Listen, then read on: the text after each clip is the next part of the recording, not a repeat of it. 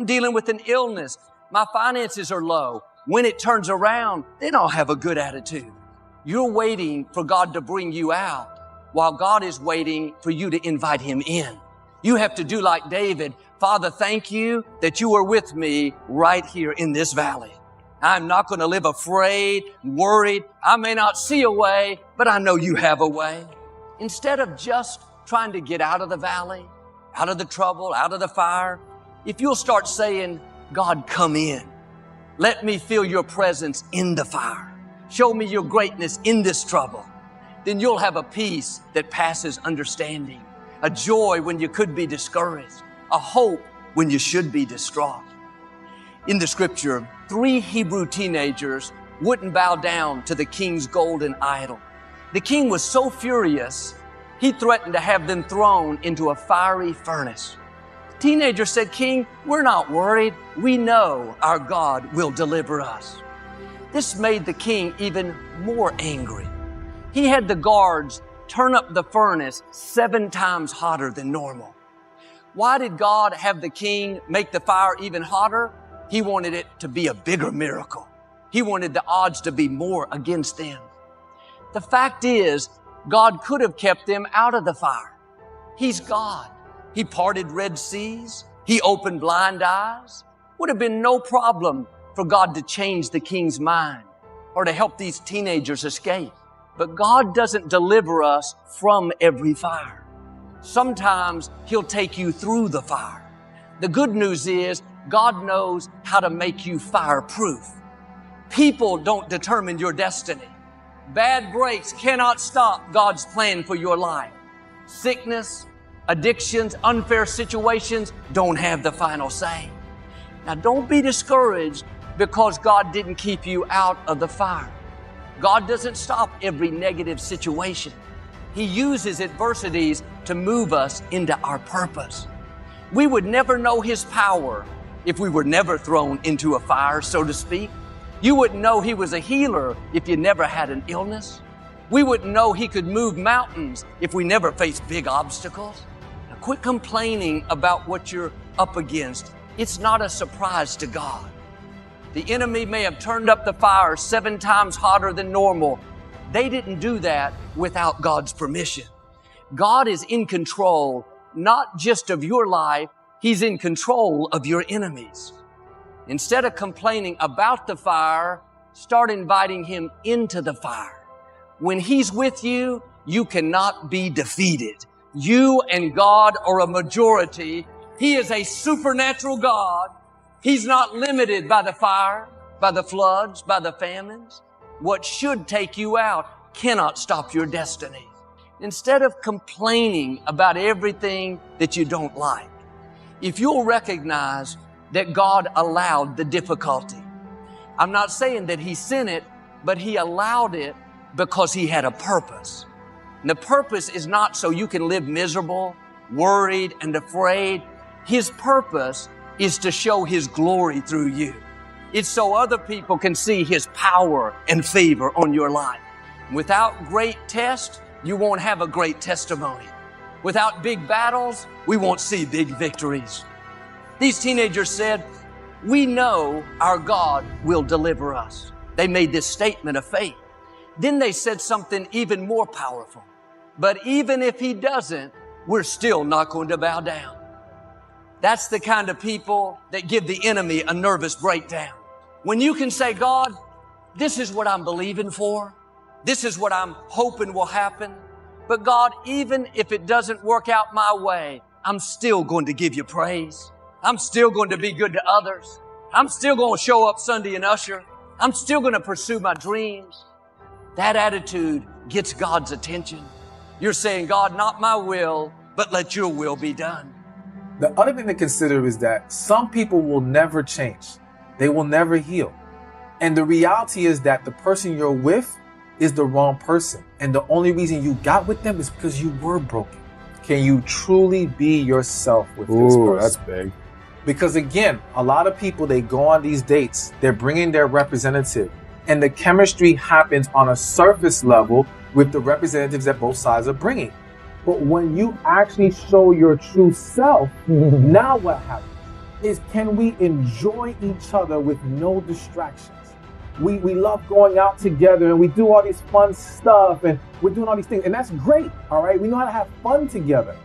But can we be alone in a room, no TV, no distraction, no phone, just us, and still love being with each other? A lot of people can't say that. A lot of people are only able to be in their relationship and tolerate their partner because they have enough distractions in their life.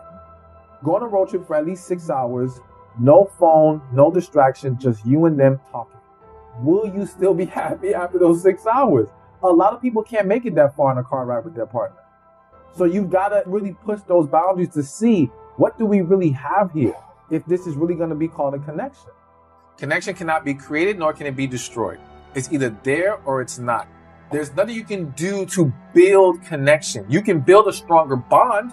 You can create a stronger attachment to each other, but that still doesn't mean connection is there. You can't always explain it. Connection does not always line up with the logic of compatibility. It's just there. You just feel something with this person. You feel drawn to them. It's so much deeper than anything you've ever felt. And consider this. You can be compatible with tons of people. You can have chemistry with tons of people. You do not feel connection with a bunch of people. People would say arguing is healthy for a relationship. Disagreement is acceptable. Disrespect is not. So my thing is, yes, it's okay and even healthy to have disagreements because we have different perspectives. We can bounce ideas off each other. We simply have to know how to navigate that and come to an official decision on things when we have those moments. But arguing says we are being disrespectful, whether our tone is negative, the words that we're using, we're getting loud, we're getting angry, we're basically throwing negative energy at our partner. That's not healthy. There's nothing healthy about that. But a lot of people will say that because they want to validate the unhealthiness in their relationship. All it takes is that one really bad argument to plant a seed of negativity that now grows into something worse in the relationship. People have to understand, whenever someone feels attacked, they will defend themselves. Even if they know they're wrong, even if the point you're making is actually solid, the way you're coming at them negates their ability to receive it. So if we're in a relationship, we have to take that approach. If you want them to hear you, be mindful of how you're talking to them. Healing is not a time thing. It's a work thing. So when you hear people say time heals all wounds, no, it doesn't. Time alone doesn't heal a damn thing. All right. It can help. It does aid in the process, but by itself, it is no good. You have to take certain steps in terms of recognizing what to heal. My first step is called the who hurt me list. So you get a piece of paper, you write down on a piece of paper, who hurt me. And now every person who comes to mind, you write them down on the piece of paper. It doesn't matter how long ago it happened. Doesn't matter if you think you moved past it, if you think it's not relevant. If they come to mind, then there's some level of relevance there. Put them on the paper in about a sentence or two of what they did to hurt you. I've only read the book of Proverbs. I've read some scriptures every now and then. I only know 5 or 6 scriptures by heart. I'm just going to be real with you. But I've memorized them 5 or 6 scriptures. And them 5 or 6 got me here today. They memorized it, but they didn't apply it.